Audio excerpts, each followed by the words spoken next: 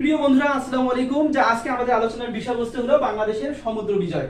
এ সম্পর্কে আমি বিস্তারিত আলোচনা করব, তাই আপনারা ভিডিওটি না টেনে সম্পূর্ণ ভিডিওটি দেখতে থাকুন। অর্থাৎ বাংলাদেশের সাথে ভারত এবং যে মিয়ানমার যে দুটি দেশ রয়েছে, এই দুটি দেশের সমুদ্র সংক্রান্ত বিরোধ ছিল। এই বিরোধ নিষ্পত্তির জন্য বাংলাদেশ যে সর্বপ্রথম যে কাজটি করে মিয়ানমারের বিরুদ্ধে মামলা করে, যেটা হলো বাংলাদেশ বনাম মিয়ানমার যে মামলাটা ছিল। এই মামলাটা যে জার্মানির হামবুর্গে অবস্থিত আইন বিষয়ক যে আন্তর্জাতিক যে ট্রাইব্যুনাল ছিল, ITLOS অর্থাৎ international tribunal for the law of the sea, এই কোর্ট এই মামলা কি করে পরিচালনা করে। এই মামলার রায় প্রদান করা হয় 2012 সালের 14 মার্চ। এই রায়ের ফলে বাংলাদেশ পায় কত? 1,11,631 বর্গ কিলোমিটার।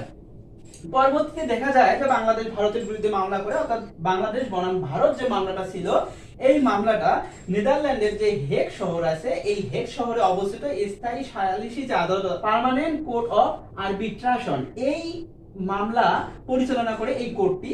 অর্থাৎ মামলার রায়টা প্রদান করা হয় 2014 সালের 7 জুলাই। এই রায়ের ফলে বাংলাদেশ কত পায়? 19,467 বর্গ কিলোমিটার। এখানে আপনাদের একটি তথ্য বলে রাখি যে মামলাটা যখন করা হয়, এই এত বর্গ কিলোমিটারের সমস্যা ছিল কত? 25,602 বর্গ কিলোমিটার। কিন্তু মামলার রায় যখন প্রদান করা হয়, সেখানে বাংলাদেশ পায় 19,467 বর্গ কিলোমিটার। এই যে বাংলাদেশ মিয়ানমার এবং ভারতের কাছ থেকে যে সমুদ্র সীমা অর্জন করলো, এর ফলে বাংলাদেশের মোট সমুদ্র সীমা কত হলো? যে 1,18,813 বর্গ কিলোমিটার।